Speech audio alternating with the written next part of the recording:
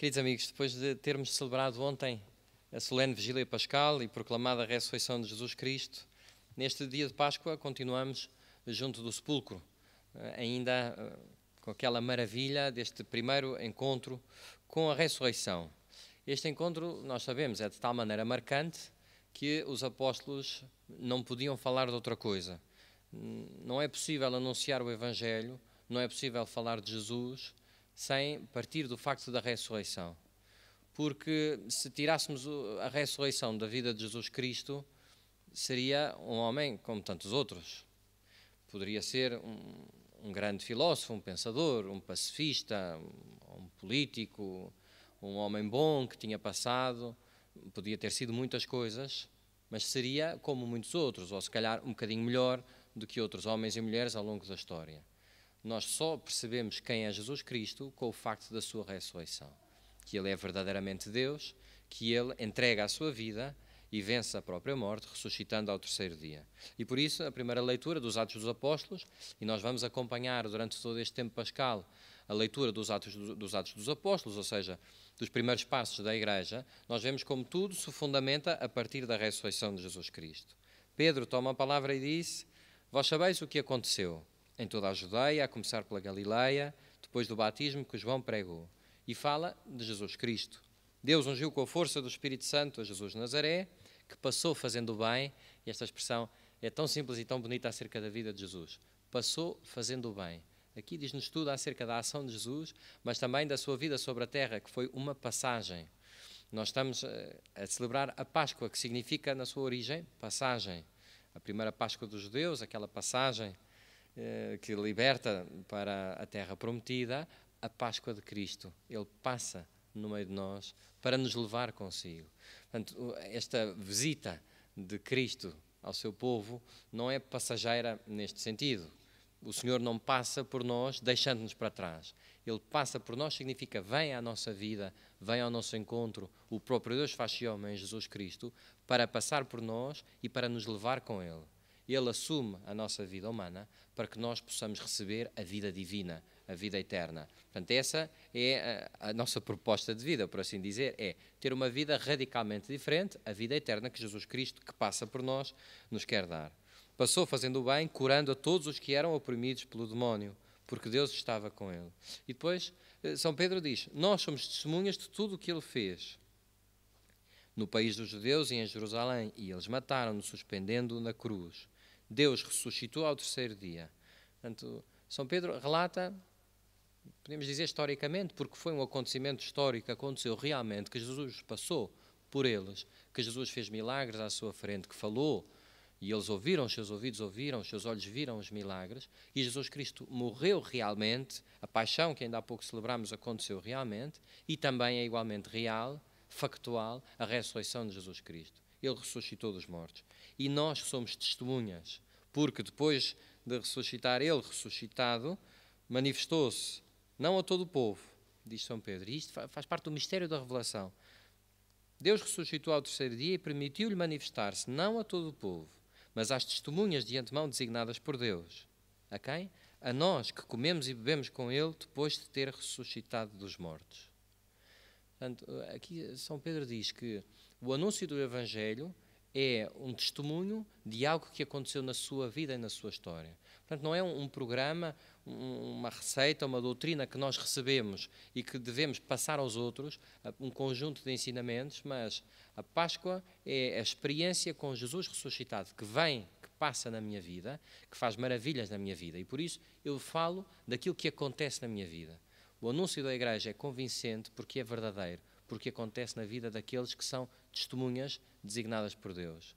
Como eu dizia, este plano de Deus era inimaginável para nós. Tudo isto, que Deus se faça homem, e que sendo homem, ainda por cima se faça um homem pobre, e que seja condenado à morte, e que ressuscite ao terceiro dia, e que tenha arriscado tudo e dito a um conjunto de homens e mulheres: vocês são minhas testemunhas até ao fim do mundo.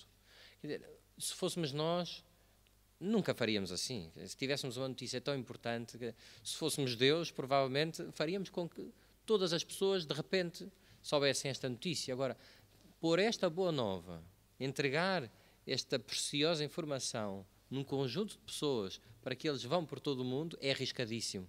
Bom, mas amar é arriscar. Nosso Senhor põe diante de nós uma grande responsabilidade.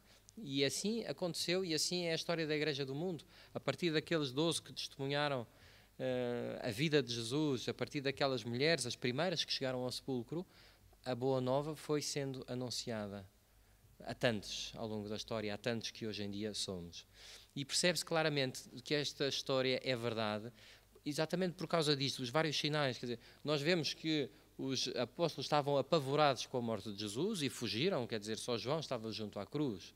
E só pode ter sido a ressurreição de Jesus a fazer com que eles começassem a sair. Não há nenhuma justificação para que eles tenham perdido o medo, a não ser, quer dizer, não seria por causa de uma mentira, por mais bem construída que eles tentassem fazê-la, que eles iriam de repente perder o medo e arriscar a sua vida.